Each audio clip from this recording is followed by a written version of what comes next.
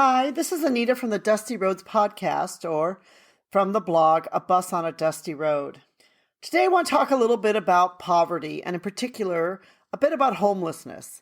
I know this is a subject that some people shy away from or people are not really quite sure. Sometimes we might see a homeless person on the street and try to walk on the other side of the street, or we may look at them and say, well, it's their fault that they're out here, that this is their problem.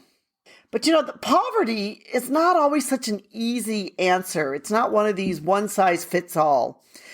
It's really something which can be quite difficult in many areas of the world to explain or to understand. Investopedia, I love that word, Investopedia, said that poverty is a state or condition to which a person or community lacks the financial resources and essentials for a minimum standard of living. Poverty means that the income level from employment is so low that the basic human needs can't be met. Poverty-stricken people and families might go without proper housing, clean water, healthy food, and medical attention. Each nation may have its own threshold that determines how many of its people are living in poverty. The interesting thing about poverty is that poverty is not an exact number. A lot of people say like, oh, this person's living on less than $1 a day. Well, in some countries, $1 a day may mean that that person is, living poor, but they're not quite in poverty. In other countries, of course, $1 a day would mean that that person was in extreme poverty. So there's really, sometimes some groups or places try to set a standard and say anyone living on less than this is in poverty. But poverty is really about a person's income is so low that they cannot meet their basic needs.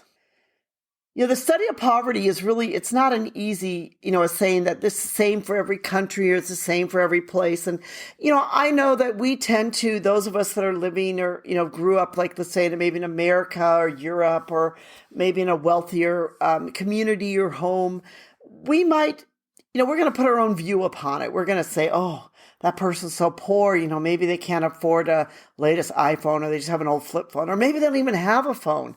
And that might be what we think poverty is all about. But when you travel and you see the world, it's important that you understand a bit about poverty. And you can see this, really in the United States. For example, a city like San Francisco that has a lot of homeless people, and a lot of these people may still have two jobs. They might be working two jobs just to try to earn enough to be able to live. But yet, even with working two jobs and earning a good hourly wage, they still cannot afford the housing there and are homeless. In San Francisco, it's estimated that over 70% of the homeless population is due to not being able to afford housing in the city. For some other people, they get dragged into poverty or homelessness because maybe they get sick and they can't afford the medical bills. So it's not really as easy as saying that this person's in poverty because they're in drugs or they have a substance abuse problem or they're just too lazy to work. That really is not the case a lot of the times. It can be something which is much deeper than all of that. Here are the top 10 cities in the United States that are dealing with the homelessness issues. And I found this to be really, really interesting. The first one is New York City, because of course, New York City is the largest city in the United States. And New York City is said to have over 78,000 people that are homeless. And these people either live in a shelter or they live on the streets. That's a huge number because that means almost 1 in every 4 homeless people in the United States are located in either New York or the number 2 area, which is Los Angeles. Los Angeles has about 56,000 people in the city that are homeless. And I recently saw a program on this by John Oliver, and he was talking about how the city would pull the public toilets out at night so the homeless people had no place to go to the toilet.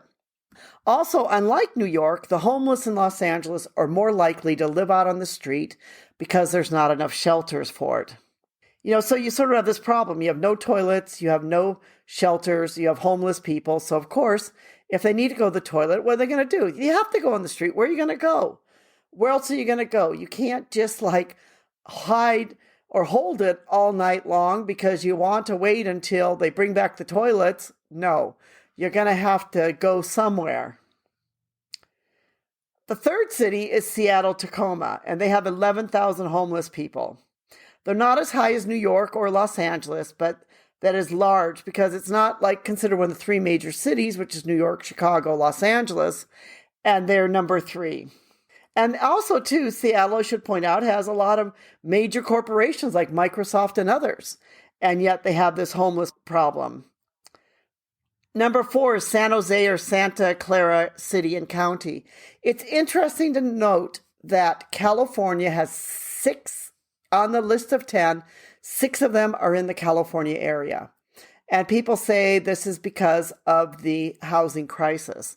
Some people said, well, maybe it's because of the weather. But, there's a lot of other places where the weather's good, and they're not on the list. I mean, go live in Florida. Go live in the South somewhere. Go live in Arizona, go live in a small town on the border of Mexico, whatever. No, it's still, there's a problem there. When you have 6 out of the 10 major ones are in California, because number 5 is San Diego, and number 6 on the list, which has gotten a lot of bad press lately, is San Francisco.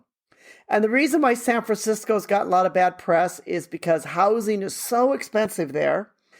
And so people have essentially been driven out of their homes because they can't afford their homes there. They can't afford living there. Even if they're working, they just can't afford it. Number 7 is Oakland and Alameda County. And there's about 8,000 homeless people there. And what's sad about this area is that 43% of the homelessness there is made up of families with children. So that's quite a huge amount of people that are homeless there. Number 8, which actually really surprised me again, was Phoenix or Maricopa County. Phoenix is the 5th largest city in the United States, but there are still quite a few homeless people there. A lot of people say, well, maybe it's because of the, weather is good there. Maybe that's the reason why. But actually, Phoenix, of all of these places, has a much lower cost of housing than any of these other places. So it cannot be just the housing issue, because there's many parts in the Phoenix area where housing is quite a bit cheaper than other places. And it's certainly much cheaper than New York, Los Angeles, San Francisco, and the parts of California. But yet Phoenix is on the list. Number 9 and 10 is the District of Columbia, and also Boston. But both of these in the last few years have been doing something about their homeless problem, and the homeless rate has gone down. What I find really interesting about this list of the top 10, one of the cities that is not on the list is Chicago. I'm not sure why. Is it because the homeless people leave because it's so cold there? But if you look at other places like New York, Boston, District of Columbia, relatively cold places. So it can't just be that the homeless people are just moving with the weather, that I don't know if they really move around that much. That would be kind of something interesting to study or to learn about, to find out how much they actually move around. But Chicago also has, a relatively expensive housing market, but yet it's not on the list. I don't understand why a country that's as wealthy as America doesn't really do something about these homeless problems, or why some corporations that are in some of these major cities like San Francisco and Seattle and other places that also have so much money, companies like Amazon, Microsoft, Twitter, billion-dollar companies, why aren't they spending a bit of money and saying, like, what can we do to help the homeless?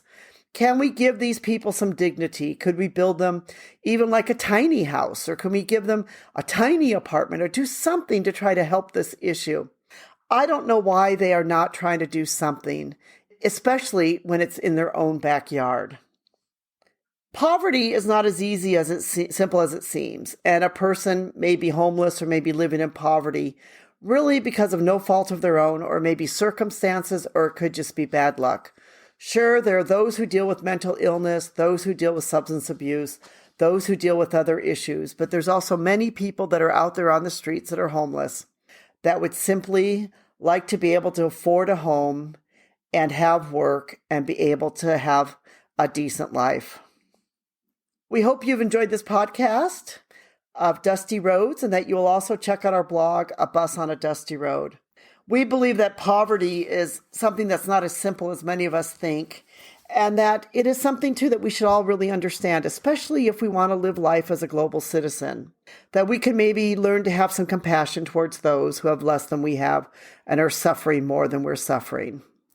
Thank you so much for listening, and we hope you'll subscribe and you'll tell your friends about our podcast, and we'd love to hear from you. Thank you so much.